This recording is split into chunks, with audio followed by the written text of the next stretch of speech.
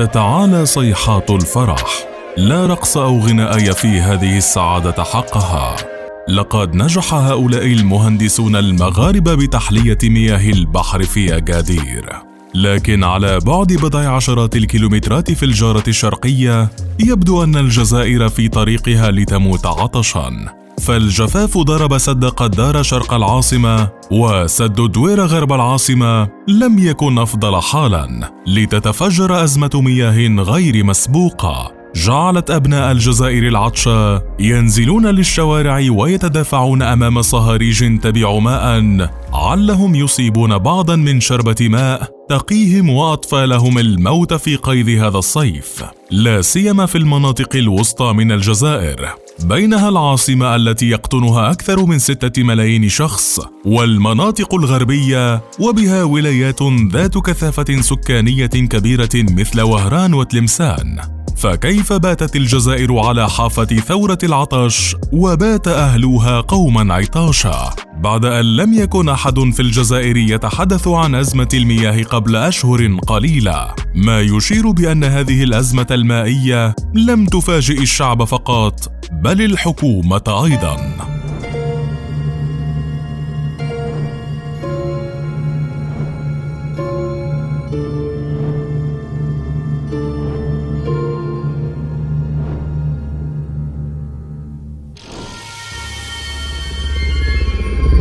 هذه هي الجزائر اليوم. أنا يممت وجهك ترى أطفالا وعجائز ونساء ورجالا يتدافعون أمام أحد الصهاريج بحثا عن شربة ماء، أو حاملين بأيديهم جالونات وقوارير بلاستيكية يتجولون في الشوارع بحثا عن خزانات لتعبئتها. وإذا ما عثر سعيد الحظ على رشفات ترد بعضا من الروح يعود أدراجه على أمل غد فيه شربة ماء أخرى. فلا حديث حاليا في الجزائر سوى عن شبح العطش الذي يلاحق أهالي العاصمة و9 محافظات كبرى مثل تيبازا وبومرداس وتيزي أوزو وغيرها في الجنوب.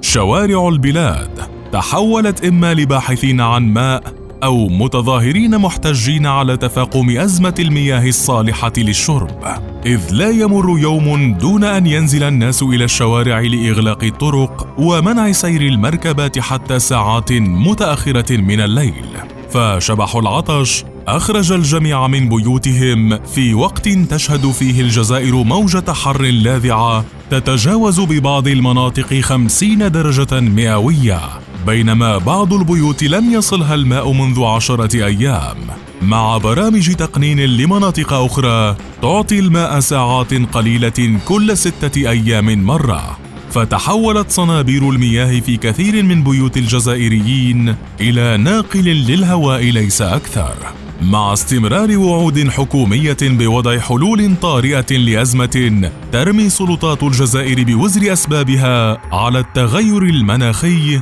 وأكتاف الغيوم التي لم تمطر كما كان يجب حتى لا تعطش الجزائر. بينما يسرد مختصون ومراقبون أسبابا أخرى للأزمة، بينها سوء التسيير وتوحل السدود وتبذير الماء، مع عدم الشروع رسميا في استغلال المياه الجوفية بالصحراء الجزائرية التي تنام على ثروة 5000 مليار متر مكعب من المياه، إضافة لإهمال تنفيذ مشاريع جديدة لمحطات تحلية المياه، وعدم تشييد السدود في المناطق الرطبة، وإخفال السبل والطرق العلمية والتكنولوجية للحفاظ على الماء، لجانب انعدام الصيانة الدورية للسدود وتجميد مشاريع الموارد المائية منذ 7 سنوات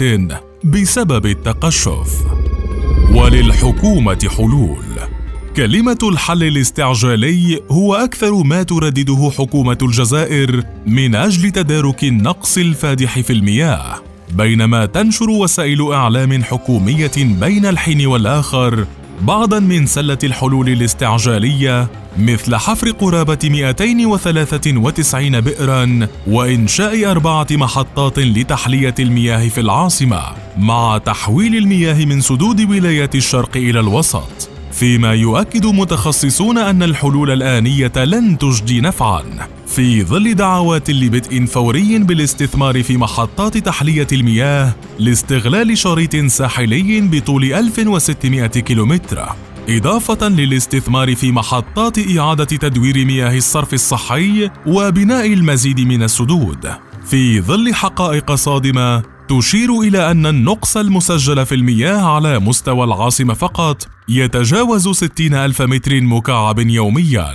لأن كميات المياه المتاحة في السدود لا تسمح حالياً سوى بإنتاج ما بين 750 و 850 ألف متر مكعب يومياً، بينما تحوز الجزائر على 11 محطة لتحلية مياه البحر، بينها 10 محطات يبلغ مستوى إنتاجها 2,000,000 متر مكعب، وهي لا تغطي سوى نسبة ضئيلة من حاجات السكان.